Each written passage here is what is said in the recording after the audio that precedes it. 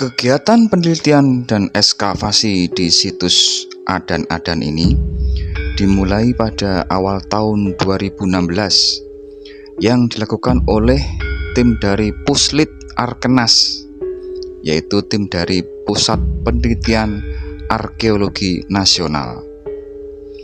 Pada tahun pertama ini, di awal tahun 2016 ini, tujuan utamanya adalah melakukan survei awal dari keberadaan situs Adan-Adan dan ekskavasi terhadap temuan-temuan yang tampak di permukaan tanah. Karena di area perkebunan di sini, kebun di sini ini, warga setempat sudah sering melihat atau menjumpai beberapa batu yang diduga merupakan struktur sebuah candi ataupun bentuk-bentuk arca yang lainnya. Pada kegiatan tahap awal ini ada sebuah penemuan yang cukup penting, yakni ditemukannya bentuk makara yang sudah tampak menonjol di permukaan tanah.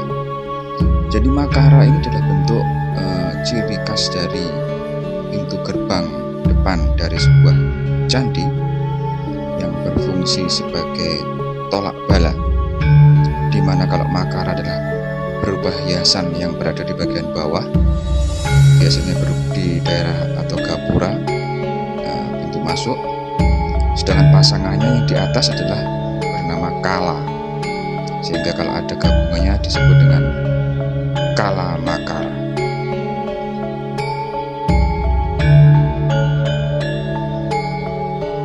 Dari temuan di tahap pertama, kemudian dilanjutkan pada tahap kedua di bulan September tahun 2017 dengan tujuan adalah melakukan ekskavasi untuk mengetahui lebih lanjut denah candi, yakni struktur bangunan dan komponen bangunan candi.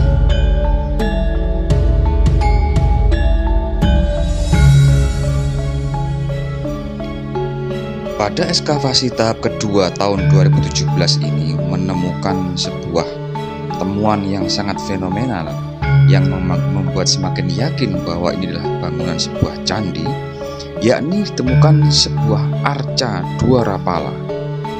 Arca penjaga yang berukuran sangat raksasa ini masih sangat bagus sekali, ukirannya masih jelas. Namun ada yang unik karena berbeda dengan kebiasaan wujud-wujud arca dua rapala yang biasanya dalam bentuk duduk atau jengkeng istilahnya Yang ada di candi Adan-Adan ini adalah bentuk berdiri. Gadanya tidak dibuat tengadah ke atas tapi menghadap ke bawah. Nah, arca dua rapala ini memang berada di depan daripada gapura candi, dan harusnya memang harus sepasang karena ini dua rapala harus ada dua buah arca penjaga. Selain penemuan arca dua rapala, pada tahap kedua ini kembali ditemukan adalah bentuk-bentuk makara. Jadi makara yang kedua ini semakin menguatkan bahwa bagian depan candi adalah yang ada makaranya ini, dan di depannya adalah dijaga oleh arca dua rapala. Pada tahun berikutnya di tahap ketiga pada bulan Juli 2018, tujuan dari penelitian berikutnya adalah untuk melakukan penjaringan data dengan melakukan ekskavasi di 3 sektor atau 3 lubang gali untuk mencari sudut-sudut candi. Pada ekskavasi tahap ketiga ini bertujuan tadi untuk mengetahui struktur bangunan candi dan ternyata yang ditemukan mulai menemukan struktur bangunan candi itu sendiri, di mana ditemui struktur dari batu bata dan ada yang batu andesit. Mulai terlihat alur mungkin semacam bentuk dasar dari sebuah candi, dan yang lebih memuatkan lagi pada ekskavasi kali ini adalah ditemukannya kepala kala yang biasanya terbuat atau terbentuk digambarkan dalam bentuk seorang raksasa, dimana kalau yang pasangannya makara di bagian bawahnya adalah dalam bentuk hewan-hewan khayal semacam gajah ataupun ikan ataupun singa ataupun ular. Jadi memperkuat bahwa ini adalah bagian depan sudah ketemu dari gapura candi ini, dibuktikan dengan adanya penemuan pasangan Kala dan Makara. Penelitian berikutnya, tahap keempat, dilakukan pada bulan Juli tahun 2019, sekaligus tahap terakhir ya, karena setelah itu terjadi pandemi COVID. Ya, tujuan dari tahap keempat adalah melakukan penjaringan data kembali dengan melakukan ekskavasi di 3 sektor ya, 3 lubang gali untuk melanjutkan pencarian sudut dan mencari pagar keliling dari candi ini. Pada ekskavasi atau penggalian di tahun 2019 inilah akhirnya ditemukan sebuah temuan yang mengarahkan atau menentukan bahwa tipe atau gaya dari candi Aten-Aten ini ternyata adalah candi Buddha. Kenapa? Karena ditemukan arca kepala bodhisattva. Nah, ini bukan bentuk dari salah satu Buddha, di mana yang kedua hanyalah kepalanya saja yang menggunakan mahkota yang lengkap. Karena arca ini sangat rentan, arca ini sudah diamankan, ditaruh di Museum Bagawantabari di Kabupaten Kediri. Dugaan bahwa candi Aten-Aten ini adalah sebuah candi Buddha semakin diperkuat dengan ditemukannya sebuah fragmen ya, atau penggalan ya, bentuk arca Amitabha. Di sini terlihat hanya pada bagian bawahnya saja ya. Jadi bagian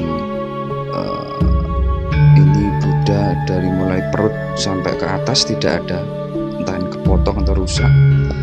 Sepintas masih terlihat bentuk tangan yang saling menengadah dan posisi kaki yang duduk bersila di atas lapak atau padmasana, ciri khas dari bentuk atau sikap seorang Buddha. Wabah penyakit corona yang menyerang Indonesia di awal tahun 2020 membuat kegiatan penelitian dan ekskavasi di situs Aten-Aten berhenti di tahun 2020. Tahap kelima dimulai kembali pada bulan Juni tahun 2021. Meskipun waktu itu juga masih belum 100% normal, penggalian dilakukan dengan protokol yang cukup ketat. Pada penemuan di tahap kelima ini mulai ditemukan struktur yang lebih jelas menggambarkan dari candi ini, dan ditemukannya keberadaan pagar keliling candi yang ada di sebelah barat dari posisi candi. Dan yang lebih menarik lagi, pada penggalian tahap kelima ini ditemukan ada sebuah gentong air yang besar. Nah, dari 5 tahapan penelitian dan ekskavasi di situs Aten-Aten akan kita coba tampilkan kesimpulan sementara dari penelitian ini. Sesuai dengan rilis hasil penelitian yang dikeluarkan oleh Puslit Arkenas, akhirnya ditarik kesimpulan sementara bahwa candi Aten-Aten ini adalah candi yang bercorak Buddha. Diduga mulai dibangun mulai abad ke-10 dan mulai ditinggalkan pada abad 15. Candi ini diduga masih belum selesai karena banyak fragmen yang masih belum terselesaikan. Diduga penyebabnya adalah karena adanya bencana letusan gunung berapi, yakni Gunung Kelut. Candi ini menghadap dari tinjauan dari posisi gapuranya adalah menghadap ke arah barat laut.